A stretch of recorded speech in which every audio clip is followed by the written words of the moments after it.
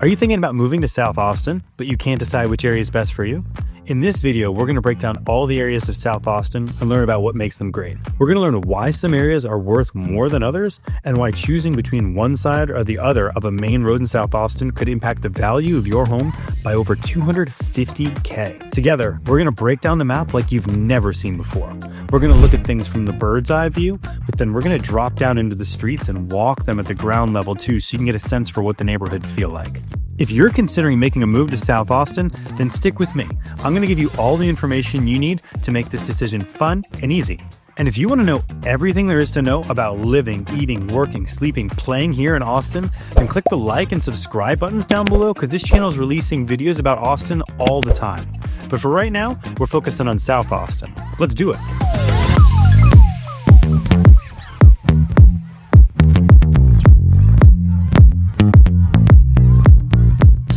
Okay, first things first, let's get acquainted with the map. Now, there are many different interpretations of what South Austin is to people who live here in the city. But for the most part, people believe South Austin to be just the areas south of the river. But that's vague. San Antonio's south of the river. Does that make San Antonio part of South Austin? Spoiler alert, no. Mexico's south of the river. Does that make Mexico part of South Austin? No. No. I mean, I friggin' wish, but no. The answer is no.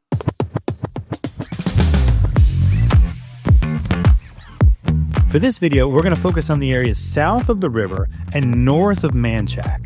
Anything beyond that really feels like you're leaving the core of what I would consider to be South Austin. To simplify things, we're going to break this large region up into sub-regions and discuss them individually. So the first region we'll focus on is this area over here, just south of the river and above 290. Then we'll work our way south and discuss the areas below 290 and above William Cannon. Then this region here below William Cannon and above Slaughter. And then lastly, we'll discuss these two areas here below Slaughter Lane. Now, before we get into the weeds with these regions, I thought it would be a good idea just to take a step back and take a general look at how much it costs to live in each of these areas. This way you could quickly get a sense for what areas might be the best fit for you. Here's the heat map of these regions. The data used is the average closed price sale of a home over the past year in these subregions. So using this data, you can see that homes in this upper region here, closest to the city, are selling on average for around $1.4 million over the past year. Just below 290 in William Cannon, the average drops significantly to right around $590K. Then going below William Cannon, the average drops to right around $500K. Then finally, this area below Slaughter Lane, I actually split into two regions, east and west of Brody Lane. To the east of Brody Lane, the average sale price was right around $490K. And to the west of Brody Lane, the average sale price was right around $745K. That's over a $250K difference just going to the other side of that road. Obviously, that's a big difference, and we'll get into that when we break down the region. Hopefully, these numbers give you an immediate sense of what you can and can't afford in the area. Now, that being said, let's start from the top and work our way down and learn everything there is to know about South Austin.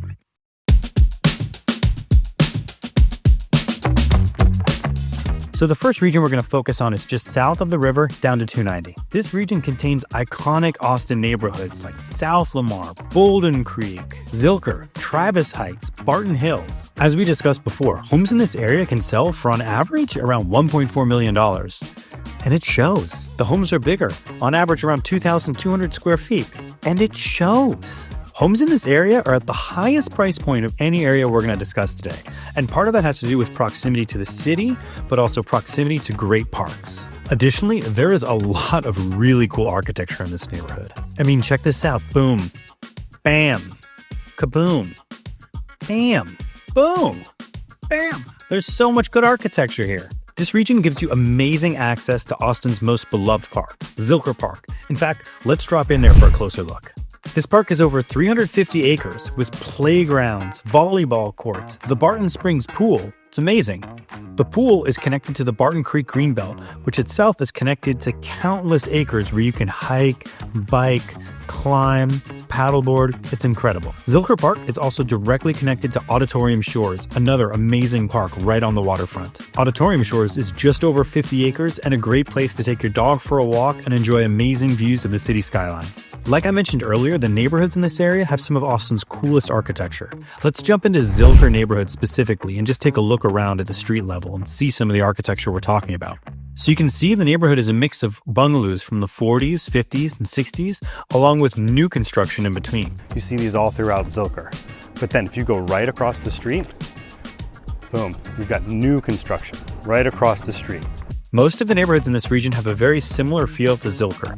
That being said, if you go towards Barton Hills, you'll notice the topography gets a bit hillier and it brings you closer to green space along the Barton Creek Greenbelt. So if you live in this region, you're going to have great access to all the roads that get you around the city, from Mopac to 360, 290, and I-35. But your neighborhood-specific roads like South Congress and South Lamar are where you're going to have all your fun. On South Lamar, you've really popular restaurants like Loro and Odd Duck and Matt's El Rancho. Also, Bolden Acres is down there. It's one of my favorite bars. Combination bar and place where you can play pickleball. What's not to love? South Lamar is also going to give you access to your grocery stores like Sprouts and Wheatsville. Now, if you live over here by Travis Heights and Bolden Creek, you're going to have better access to South Congress with restaurants like Abba, Home Slice, and Magnolia Cafe. On South Congress, you'll also have access to H-E-B for your groceries. Now, hey, if you've got some questions about what it's like to live in these neighborhoods, call me, text me, email me. Here's my number down below. I get calls and texts, emails from folks like you all the time looking to make the move to Austin, Texas, and I love it. I love talking about this stuff and helping people out. So don't hesitate to reach out and I can help point you in the right direction if you're looking to make that move to Austin, Texas. Now, if you're looking at this area and you're thinking it's beautiful, but it's just too far out of my price range, that's completely fine. We'll just drop down below $290 and the prices drop by more than half.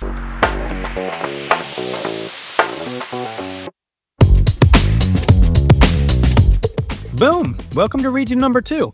Here we're just south of 290 and right above William Cannon. It's a nice little nook here in South Austin. The average price of homes in this area is right around $590K. That's more than half the price of the areas just above. Here the average square feet of homes drops down to just over 1,500 square feet. So what you can expect are homes on similar lot sizes that are a bit smaller with a little bit less proximity to the city. This region contains areas like Westgate, Garrison Park, South Menchaca, Sunset Valley, and East, West, and South Congress. This area of South Austin is not known for its parks.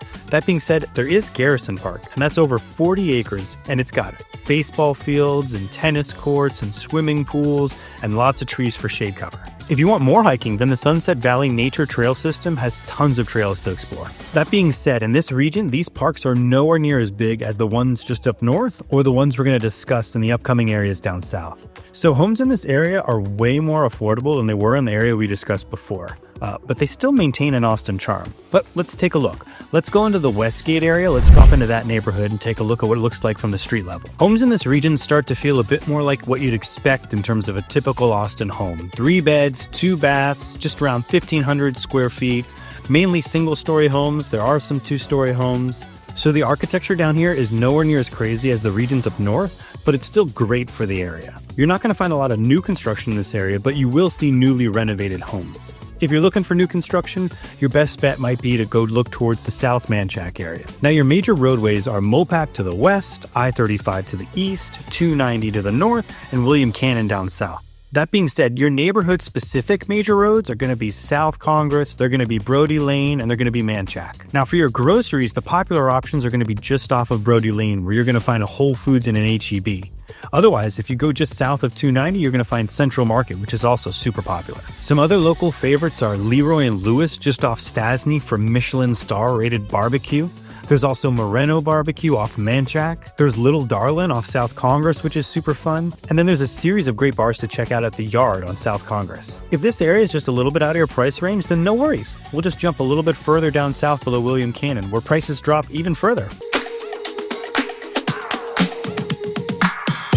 All right. So the next area we got is just below William Cannon and just above Slaughter. This region contains areas like Cherry Creek, Grand Oaks, Dittmar, Tanglewood Forest. Here, the average cost of homes sold is just under $500K. The lot sizes in this area are similar to the past 2 regions we've discussed, but the square footage does go up a little bit to around 1,650 square feet on average for this area. So basically, you can expect to get a little bit more house for a little bit less money compared to the areas just above William Cannon. You've got great parks in this neighborhood like Stevenson Nature Preserve and the Dittmar Neighborhood Park. The Stevenson Nature Preserve is over 150 acres of vast forested preserve. This is great for hiking. I'll actually let you in on a little secret. My house backs up to the Stevenson Nature Preserve, and I take my dog for walks there all the time. There's a vast amount of trails. It feels pretty remote, and there's actually a good amount of animals back there. I actually set up a trail cam in my backyard, and it seems that every night we've got animals passing through. From possums to raccoons, foxes, deer, even the super elusive ringtail. We've seen ringtail in the backyard. It's wild. But hey, if the call of the wild isn't your thing, there's the Dittmar Neighborhood Park. And that's more of your traditional park. And it even has indoor basketball courts, a swimming pool, gymnasium, tennis courts, volleyball courts, and more. The architecture in these neighborhoods feel very similar to the areas we just discussed.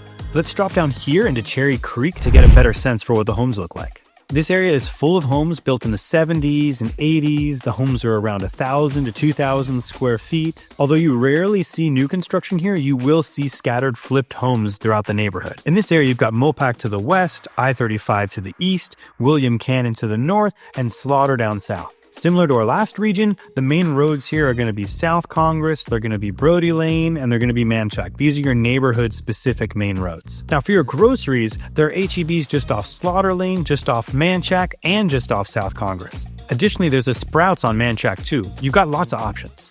If you're looking to go out and have some fun, check out the Far Out Lounge. It's a great place to catch music. Ramen Tatsuya has really good ramen. Madam Mom's has really good Thai. Or if you want to try everything all at once, go to the Thicket Food Park. It's incredible. Here you can get ice cream, pierogies, pasta, pizza, Thai food, or tacos. Now, if you've got questions about this region specifically, then you should definitely reach out to me. I happen to live in this region, so I know it like the back of my hand. My contact info is below. Don't hesitate to call me, text me, email me. Let me know whatever questions you've got. I'd love to help. But hey, if this area doesn't suit your needs, that's all good. Let's just go one stop further south. Let's go down below Slaughter.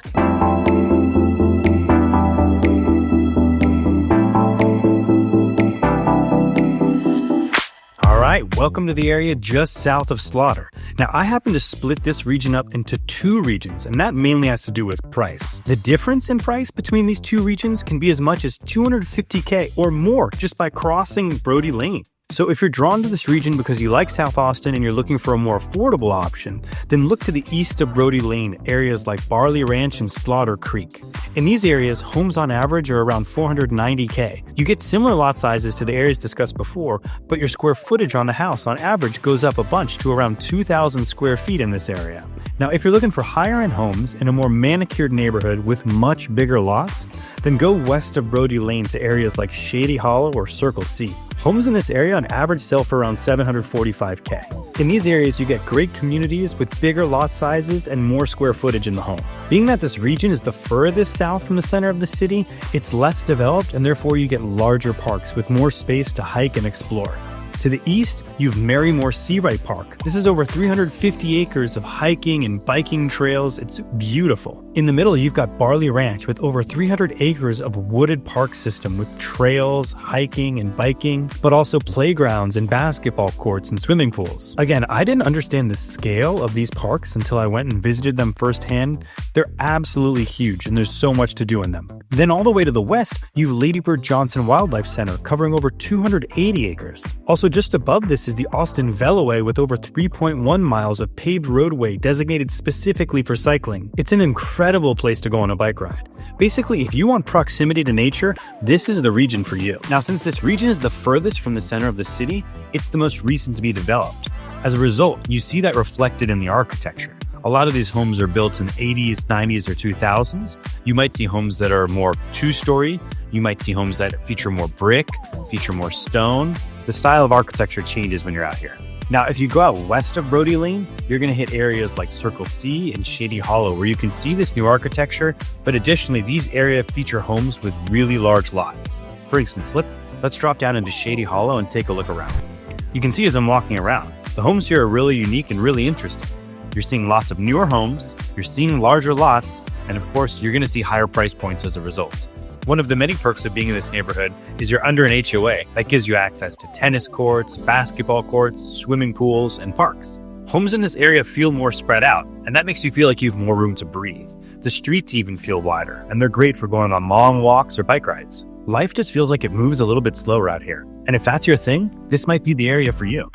This portion of South Austin once again is surrounded by Mopac to the west and I-35 to the east, and you've got Slaughter Lane to the north. Similar to our last area, the neighborhood-specific roads that you're going to be using are Menchaca and Baurhle Lane, but additionally, you'll likely be using South First in this area too. Grocery shopping is way more sparse in this region, and you'll likely have to go up north to the previous region to access your grocery stores. You've got that H-E-B on Menchaca or South Congress, and then there's a Randall's on Baurhle Lane. For nightlife, you've got access to tons of great bars in this region of Menchaca. Some of these bars are Pickle Pub, Armadillo Den, Moon Tower Saloon, South Austin Beer Garden, Luster Pearl, and more. In fact, there's a group of developers who've raised over $270 million just to invest in this region of Menchaca. They're calling it the South Austin Entertainment District, so you can expect many more bars and restaurants to come. There is a lot to be excited about with the developments that are occurring in this area. Now with these areas south of Slaughter, you're definitely a bit further from the center of the city, but the advantage of this area is you're likely getting bigger homes with a bigger lot size at a more affordable price point than you would if you spent that same budget up north. If you're open to being a bit further from the city and you like quieter streets, then this might be the area for you.